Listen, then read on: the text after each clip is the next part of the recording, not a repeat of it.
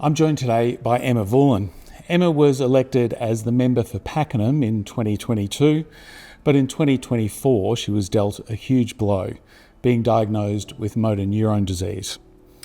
This Global MND Awareness Day, we're checking in with Emma to learn more about this insidious illness. Welcome, Emma. Thank you for having me. Can we start by just getting you to bring us up to date? How is your health at the moment? As you may or may not know, MND is a neurodegenerative illness. So unfortunately, as the weeks go on, my body deteriorates a little bit more. I'm still keeping pretty positive mentally, but physically things are harder.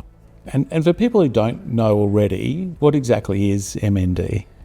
Motor neuron disease is basically where your nerves are affected by the neuron. The neurons are affected. It creates weakness in your muscles, and eventually it'll stop the ability to be able to speak, eat and breathe. And then unfortunately that's the end. You gave a very powerful speech when you were first diagnosed in the Legislative Assembly, and you said that you faced a choice on how to respond to your diagnosis. Tell me about that. What made you feel that your choice should be to keep representing your community, do what is quite a demanding job? I think there's a few reasons. Some of it's more selfish. For me, it's better for me to be out in my community meeting amazing people rather than being at home when my kids are at school and my partner's at work, and I would just sit at home and cry all day if I didn't have my community there to support me. I also feel that hopefully my community still needs me, because we're such a growing area. There's still plenty of things I'm fighting for the people of the Pakenham district. So I've got work to do. So what are some of the challenges that you find in continuing that work? I would say probably me getting tired easier is a big problem. So just trying to have a better plan in place about rest times, or trying to fit in medical appointments in between my busy schedule. It's about pacing, which is difficult because my head wants to do a lot more than my body wants me to do. It's just about trying to plan a bit better. And the other barriers are that I can no longer handwrite very well, so it takes me a very, very long time to write something, and it's painful. Access, all sorts of things that I've discovered along the way. That access in this building is challenging. I mean, it was built in a completely different era when people weren't thinking anywhere near as much about disability. Has the Parliament building been able to accommodate you, or is that difficult? They have been so amazing. So the first day that I came in here was a Monday before a sitting week, and I came in my wheelchair. And by that afternoon I had phone calls from the Speaker of the House and also the Secretary. And they said, "Oh no, you're in a wheelchair, what do we need to do?" And I said that I wanted to go around and find the things that I found very, very difficult. So we talked about the disabled toilet here on this level, which is the people's toilet too. It's open for the public. I couldn't open or close it because I'm losing the strength in my hands. So it was things like that, saying I can't get into the toilet. They have been amazing and put rails in the chamber so I can get up the little tiny steps to my seat. They've helped replace the cabinets in my office. They used to have little knobs that my hands couldn't open because they would just cramp straight away. So they put long handles on them.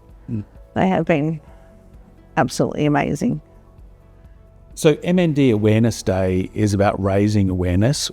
Why do you think that raising awareness is important?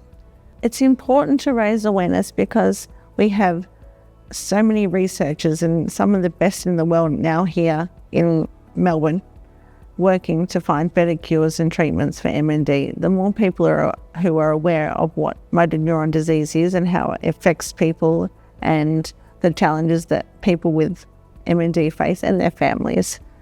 It means more people are open to supporting research and fundraising to try and help find a cure or better treatments in the future. And of course, Neil Danaher being named Australian of the Year this year, how has that helped in the fight, not just obviously for Neil, but for anybody who suffers this disease?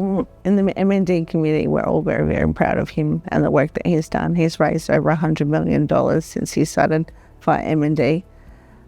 He has been travelling across different parts of the country to go and speak at different events. So again, he's still continuing to power on and do this work, raising awareness. So he's just opened his workload up that little bit more, but we're all very, very proud of him. One of the themes this year is about hidden realities of living with MND. What do you wish people knew about those hidden realities? I think people perhaps don't know the struggles that people live with day to day. It's little things like having to ask people to help you put your socks on or your shoes on, or in my case, my bra, or things like that. Quite personal things that you realise you no longer have the ability to do on your own. It's very, very hard to ask for help when you've been quite independent. And I think if you put yourself in those shoes to think, what would you be like if you started losing your ability to do all these things and then having to ask your 15-year-old son to help you get dressed? How do you think you might feel the impact or the guilt that one feels having to ask for help? Because it's not just you who has this diagnosis, in a way it's your family as well. Absolutely. And they're fantastic and they don't complain, but inside it's this guilt. And here, my colleagues, everyone will be very open to helping me with anything, but it is hard to ask. If somebody is newly diagnosed, what do you advise them? It's so different for each person, and MND affects people differently. I found it difficult when people would say to me things like, oh, well, Neil Danaher has had it for over a decade. And I have to explain that there are different types. And so he may have one type and I may have another one. And unfortunately, my body is deteriorating quicker. And so I think it's important that you realise that people just don't understand. And there's quite a few people that say, I hope you get better soon. And then initially I would have to say thank you, but now I'm saying, unfortunately, it doesn't work like that. And that can be quite confronting for people because they do mean, the best. But it's difficult to hear that over and over again when you say, get better. You mentioned the researchers that are here in Melbourne. Are we making progress towards cure or treatment? Definitely. I've spent a bit of time at the Florey Institute. We have a magnificent MND lab in Parkville in Melbourne. My daughter was lucky enough to do work experience there for a week, so I got to go and see all the work that they were doing. They are doing some incredible things. Their researchers are finding medicines that are already on the market that they think the combination works very well to slow it, so they're not at a cure stage just yet, but they're finding better treatments, and so the papers have to be done for them to publish their findings, but they are definitely making progress. Well, and hopefully some of that progress comes soon enough to help you, Emma Vulin. Thank you so much for talking to us today. Thank you.